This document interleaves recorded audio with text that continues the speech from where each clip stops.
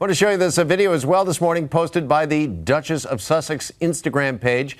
This to mark Lilibet's 4th birthday, and this is Meghan sharing this in memory with her followers, where she talks about both of her children being a week past their due dates, and when spicy food, walking, and acupuncture didn't work, well, there apparently was only one thing left to do, and that's dance. And that's dance. Yes. To quote Kevin Bacon in Footloose. Footloose, yes.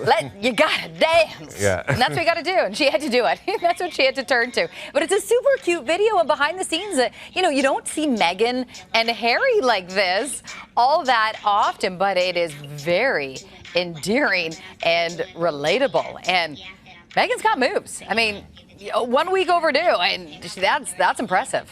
All right. Impressive. Well, a happy belated birthday to Lilibet. As we welcome in Morgan first, Harry, as always. Harry's coming back in. Harry. Harry's coming back in. Back in. Love it. I mean, he's giving her a run for money with the moves. Yeah.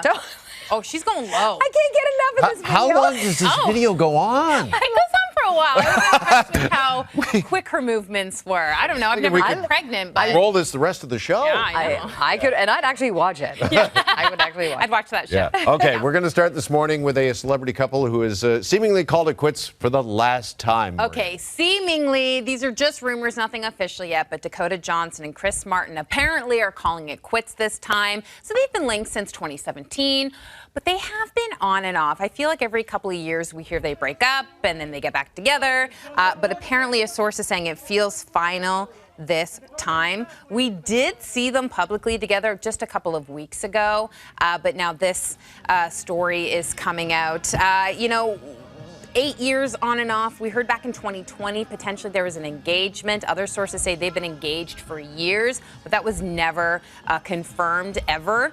I don't know. I was sad when I heard this. I like these two. These are huge superstars. Dakota is appearing in a new movie called Materialists with Pedro Pascal, which a lot of people are excited about. I know, Jeff, you are interviewing the cast over the weekend. Yes. Or appearing next week on the show, so that will be really exciting. So she's amping up for a big press tour. He's always on tour. I would assume that, their schedules make things very difficult for them to maintain a relationship. But if this is true, I liked them together, even though they were very private. I like both of them individually. And I thought it was nice having them together for 8 years, which in Hollywood is like 20 years in real life, It's like dog years. Okay, also Mariah Carey news. I mean, her season is usually Christmas time. As we know, she tops the charts every It's not Christmas. November, is it? No, it's not November yet. No, but I do. It's so funny because so much of the song, All I Want for Christmas Is You, dominates people's minds when they think of Mariah Carey. But she's actually pumping out a new album. We haven't got a new album from her in 6 years, so she teased a single from this new album. We're going to show you a clip of that right now. Take a look. Looking for the dangerous kind. Looking for that danger. I like 'em dangerous. That's my kind. Looking for the dangerous side. I mean, okay, Mariah Carey. So this is called Type Dangerous. I don't know. Immediately I was listening to this while I was getting my makeup done. It's very catchy.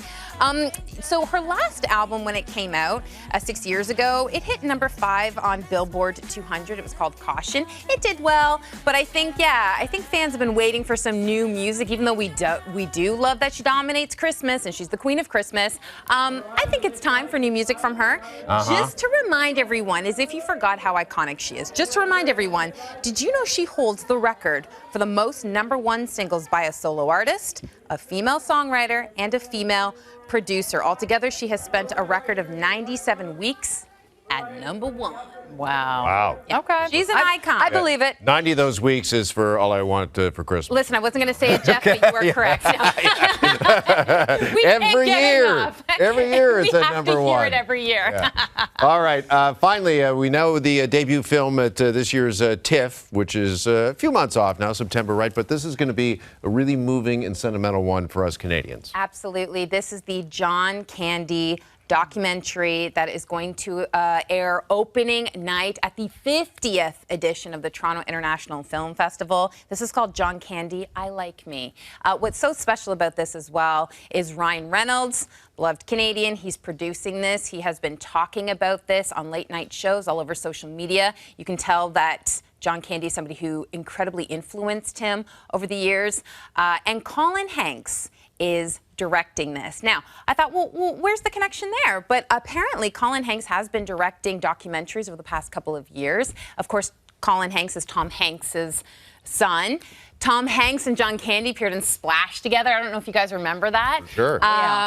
So, they also appeared in another film as well. So I just think this is going to be very special, especially for Canadians. You know, he passed at the age of 43 back in 1994. I mean, so young, right? When I was younger and that happened, I remember thinking, oh, he was older. But now that I'm older, I'm like, oh, that's so young. And you know, the great thing about John Candy and his movies, they really do hold up. Stand up. They do. They're like comfort food. Yes. Uncle Buck. You know, if Uncle Buck's on TV, I'm in. Absolutely. The Great Outdoors. We were talking to everybody behind the scenes, before we came out on the show, and we're all talking about our favorite films. I think mine was. Am I right with this? Summer Rental.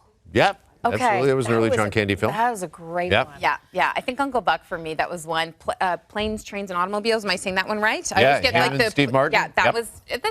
That's a movie people love to watch every holiday season. So I think this is going to be really special. It's never before seen footage, behind the scenes footage. Actors are also coming forward. We don't know which actors, but some pretty influential ones are going to come forward and also talk about their time with him. So I think this is going to be very special. Oh, for sure, for sure. You're joining us again, I think, later in the show. I am, yes. Oh, right. I was in New York for the Phoenician Scheme. Yes. With Benicio del Toro. So you're going to see my interview for that. And yeah, I'm actually excited for you guys to see this one. It's my first time interviewing Benicio del Toro. Michael Cera's in this. Ooh, okay. All right. Yeah. So We'll wait you'll for see that. me again.